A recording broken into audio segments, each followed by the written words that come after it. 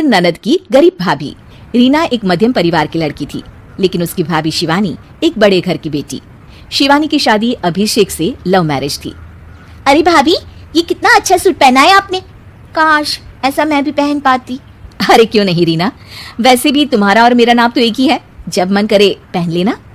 भाभी, आपको आपके पापा ने कितने अच्छे कपड़े गहने दिए हैं। मैं उनकी इकलौती बेटी जो हूँ।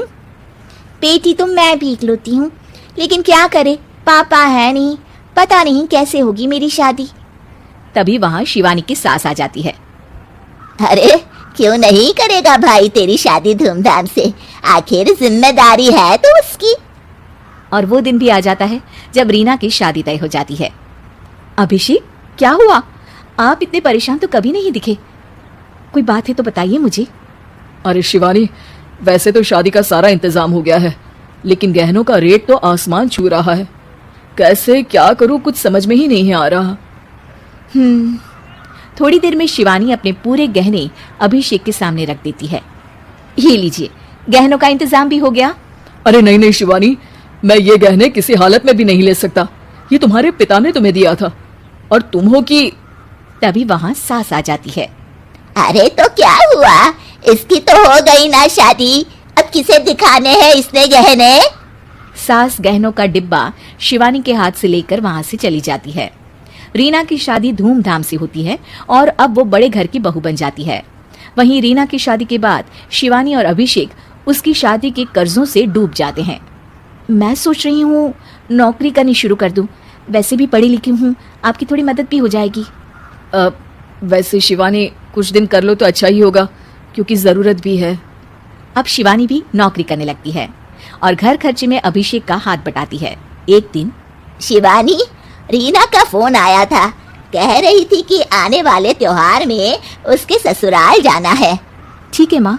अरे ठीक तो है, लेकिन एक काम कर लेना, उसके सास ससुर से लेकर पूरे खानदान के कपड़े मिठाइयाँ सब ले आना, और हो सके तो रीना के लिए छोटे से कान में पहनने के बूंदे भी। और क्या है ना, शादी में उसे सारी बड़ी बड़ी कान की ज्वेलरी दी थी, घर में पहनने के लिए तो उसके पास कुछ भी नहीं है। शिवानी सोच में पड़ जाती है कि वो क्या करे, क्योंकि कर्जों और घर के खर्चों के बाद तो पैसे बचते ही नहीं थे।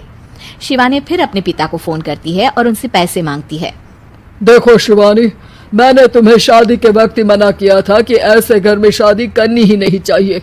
अरे अभिषेक को शर्म आनी चाहिए जो ससुराल से पैसे मंगवा रहा है। शिवानी को पिता की बात पर गुस्सा आ जाता है। आप मेरे पिताजी हैं और मैं परेशान थी, इसलिए आपसे मदद की उम्मीद की पापा। अभिषेक को तो पता भी नहीं है कि मैंने आपसे पैसे मांगे हैं। शिवानी सोचती है कि वो अभिषेक से बात करे, लेकिन फिर उसे लगता है कि वो टेंशन ले लेगा। तभी शिवानी की नजर हाथ के कंगन पर पड़ती है, सीधे बाजार जाती है और उसे बेचकर ननद के घर ले जाने का सारा सामान लेकर आती है और सास के सामने रख देती है। हाँ ठीक है, लेकिन फल थोड़े और अच्छी क्वालिटी के होने चाहिए थे। शिवानी कुछ नहीं कहती, वहां से चली जाती है। एक दिन शिवानी, रीना का फोन आया था, बहुत रो रही थी। क्यों माँ, क्या हुआ? सब ठीक तो है ना उसके ससुराल में? अरे तूने तो उसकी नाक ही कटवा दी। अब मैंने क्या कर दिया माँ? कह रही थी कि बड़े घर की बहू है भाभी, जो कपड़े दिए वो ब्रांडेड भी नहीं थे। तू तो जानती है ना उन लोगों का पहनावा कितना अच्छा है। तू तो मेरी बेटी का भला कभी सोचती नहीं। हाय भगवान, अरे बड़े घर की बहू है, इसी बात की जलन है ना तुझे, लेकिन याद रख मेरी बेटी का सोचने के लिए भगवान है, तुम लोग कभी उसका बुरा नहीं कर पाओगे। अब शिवानी के मन में सवाल था कि क्या ईश्वर सिर्फ रीना के साथ है, उसके साथ नहीं?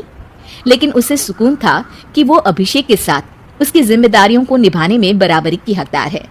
शिवानी वहां से चली जाती है।